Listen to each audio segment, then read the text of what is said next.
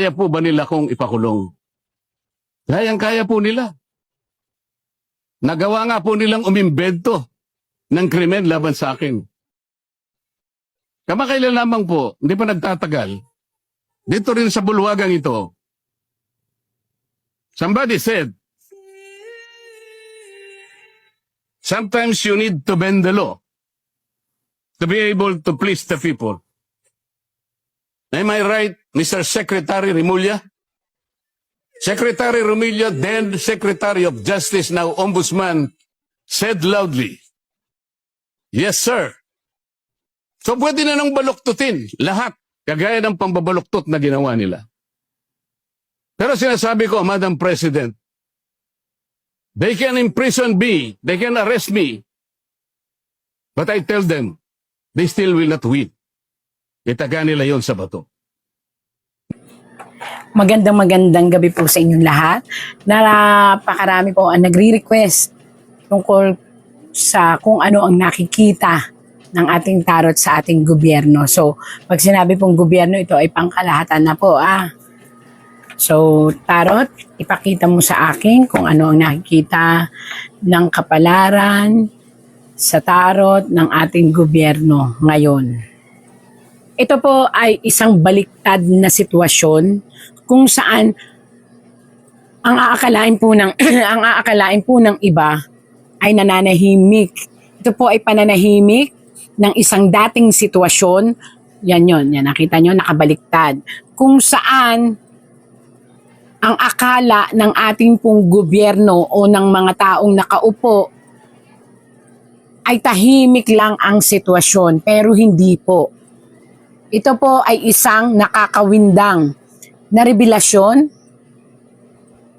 kung saan ang mga tao o politiko na dating umusig, nilinawin ko pa, ito ay isang sitwasyon ng isang politika o politiko.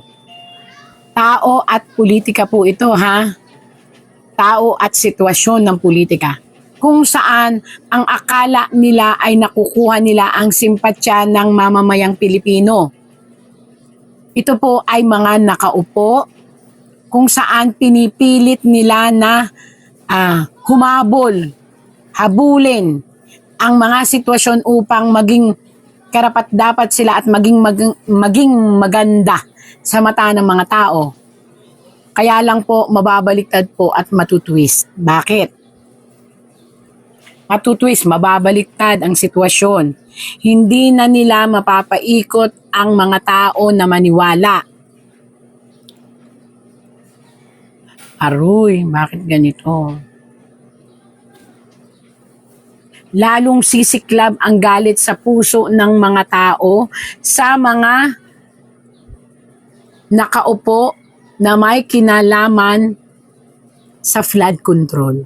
Ibig sabihin po, hindi mamamatay ang usapin ng flood control at ng korupsyon. Sa halip, ito ay bubuhay ng mga patay. Ano yung bubuhay ng mga patay? Ang ibig sabihin po dito, may mga maglulutangan o maglalabasan na mga tao. Ayan po yung mga tao na nawalan ng buhay. Ibig sabihin po, ang ating gobyerno ay malulugmok sa isang sitwasyon kung saan mabiblame sa kanila ang lahat ng mga namatay na tao. At mula dito, mag-iisip na po ang sambayanang Pilipino upang lalong magkaroon ng malalim, ito, kaya nga po sabi dito, malalim na pagdarasal na magbago ang ating gobyerno. Uulitin ko po malinaw. Mga namatay na tao po ito. Maraming namatay na tao na muling mabubuhay. Ibig sabihin mabubuhay, hindi yung kanilang katawan, hindi yung kanilang kaisipan. Kung hindi mabubuhay ang mga kwento at mabubuhay ang mga taong lalaban para sa kanila upang mabigyan sila ng hustisya.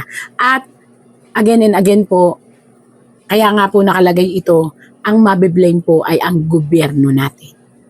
o ang mga nakaupo sa gobyerno natin. Ito po ang nakita ng tarot.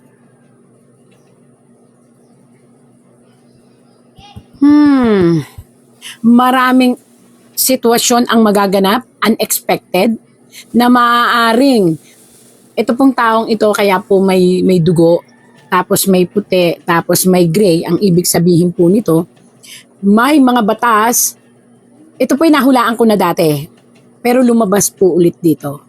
Ang ating gobyerno ay masusupresa sa isang batas na pang international.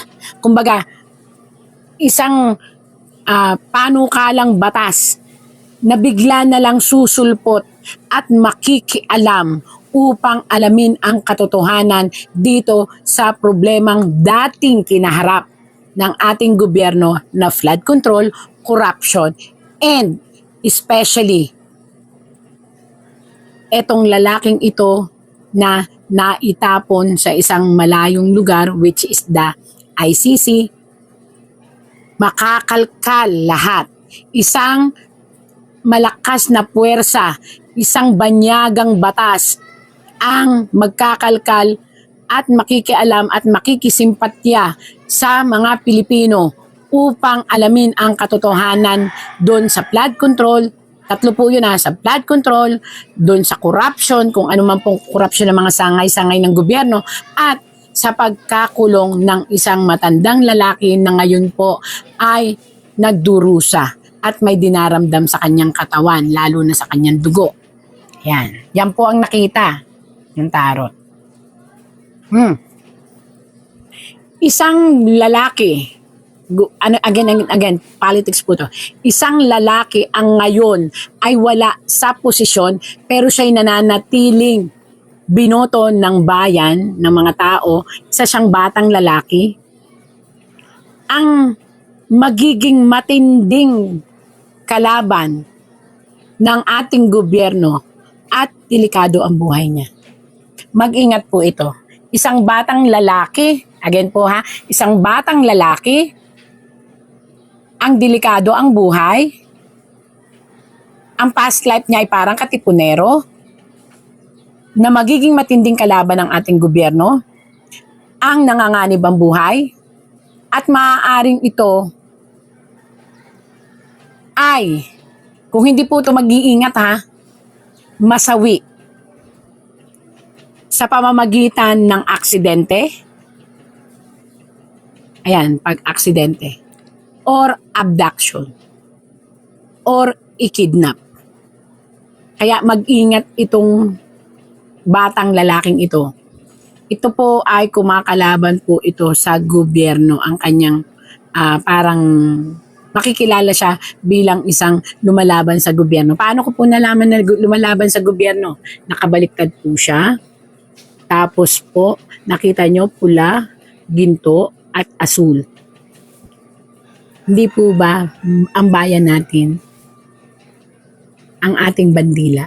Kaya lang po siya ay parang itataob o ipapatahimik. So mag-ingat po ito. Sana naman po huwag mangyari ito kasi parang nakita ko naman sa batang ito ay magaling siyang politiko at tapat siya. Ayaw lang niya ng magnanakaw. Yan po. Sana po ipagdasal natin na huwag itong mangyari, pero nakita po ng tarot. Sinasabi ko lang po. Again and again, higit sa lahat, Panginoon, dasal po tayo. Pero sana po kung sino ka man, mag-ingat ka. Marami ang naghahangad ng iyong pagkawala ng mga kalaban.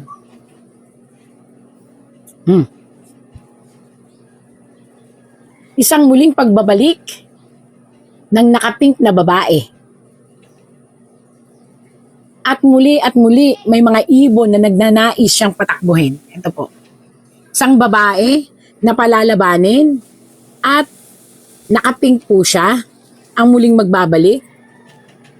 At dati siyang kasama ng mga dilaw. Dilaw ba 'to? Ayan. Naging part din siya ng mga dilaw. Ayan po, dilaw. Pero siya nakasuot ng pink. So, babae po siya. Na yun ang sinisignifies ngayon ng kanyang grupo. At kaya po mayroong espada. At may mga ibon. May mga umaawit sa kanya. na siya ay tumakbo.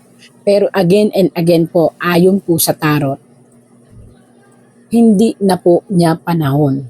Sana noon, panahon po niya. Pero ngayon po, baka sasabihin na naman nila, hindi na pala niya panahon, paano mo na lamang hindi panahon? Nakita niyo po ito? Papaliwanag ko po sa inyo ha, para mabigyan ng liwanag. Nakita niyo po itong punong ito? Itong puno pong ito ay dapat noon pa. Pero dapat ito ay lumago at namunga. Kaso hindi nga po siya noon nakapasok. Pero dapat noon nakapasok siya. Kung ngayon siya tatakbo at lalaban dahil sa mga ibon na ito, ayun po yung mga ibon. Ito po yung mga ibon. Yun yung mga wait, maaaring nagpapayo sa kanya. Maniwala po kayo't sa hindi. Hindi po siya magtatagumpay. Saan? Sa puso ng masa. Bakit? Kasi po mahahati ang puso ng masa in accordance po dito sa politikang ito na sinasabi ko po sa inyo, kailangan niyang pag-isipan na huwag siyang makinig sa mga ibon na yun dahil napakaraming problema ang kanyang sasagupain at hindi na po ito ang tamang panahon para sa kanya. Nakalampas po ang tamang panahon para sa isang malaking posisyon. Mabuting tao po itong taong ito, pero hindi po siya pwedeng makinig sa mga ibon na ito. Sana nakikinig siya. Huwag siyang magpadala sa emosyon at sa bugso ng mga taong nasa paligid niya. Siya mismo dapat ay pag-aralan kung dapat o hindi. Pero it's up to her. Bahala po siya. Basta ako, ang sinasabi ko, ang nakita ng tarot. Ayan o, baka magamit lang po siya.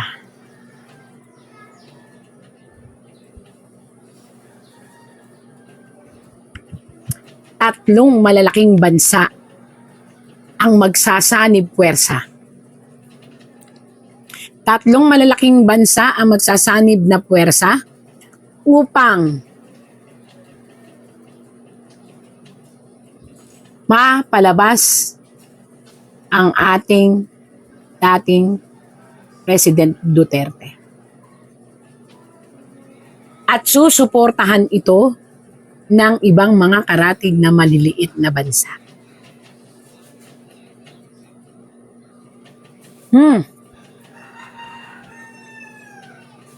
Ang kamatayan ng isang tao,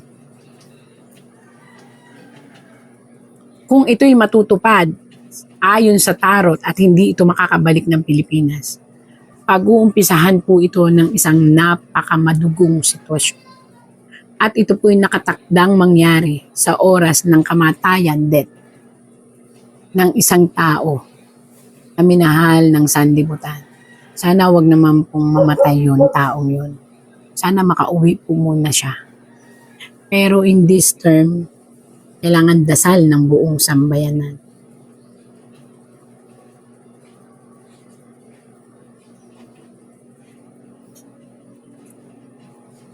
Pagbagsak po, ito po nakabaliktad. Pagbagsak o paghina ng isang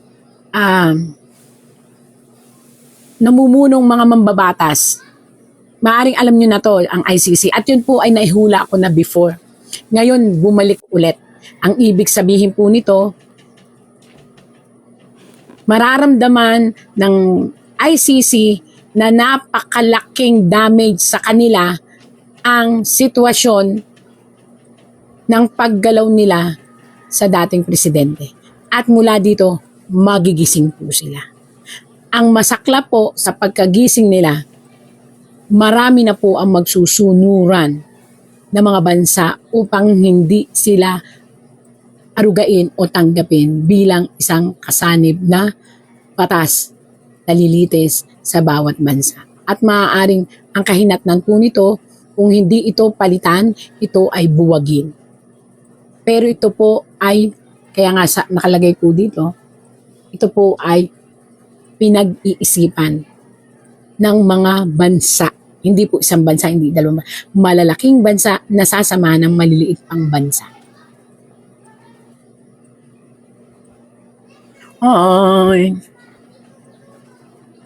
Isang sitwasyon kung saan makikialam ang isang demonyong kapangyarihan. Ayan po ha, papaliwanag ko sa inyo. Demonyong kapangyarihan. Bakit po demonyong kapangyarihan? Ibig sabihin po nito, ito ay isang kapangyarihan na malakas, sobrang lakas. Hindi po ito kapangyarihan ng pera lang. Ito po ay kapangyarihan ng pagiging absolute. Malakas na kapangyarihan po ang parating na didisiplina sa babae at lalaki. At ito po ay matatanggap. Nako, bago matapos ang terms ng babae at lalaki. Isang matinding, hindi ko alam kung gulo po ito. As in parang,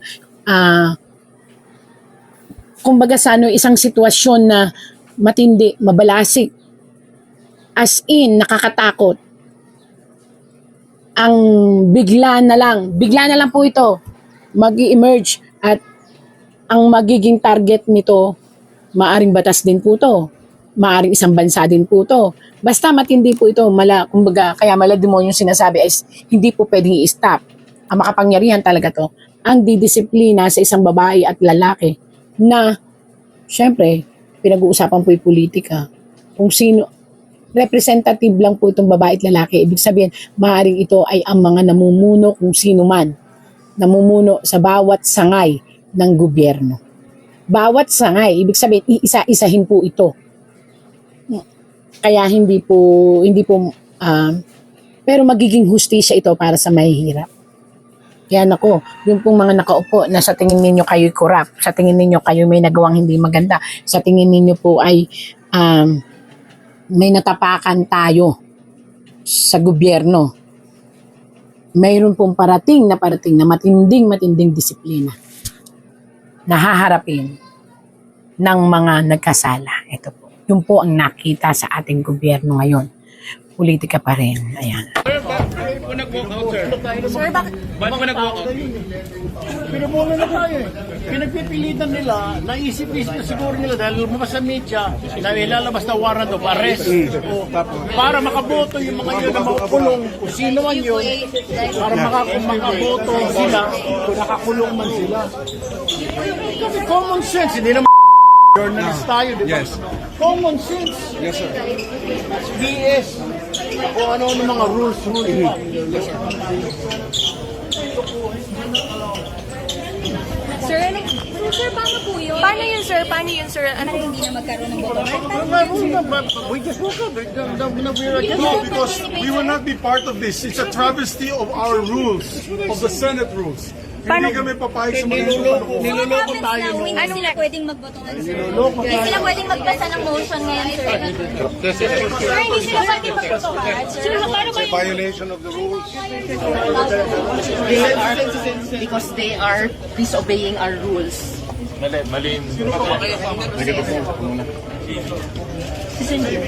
Sino yung botohan nila?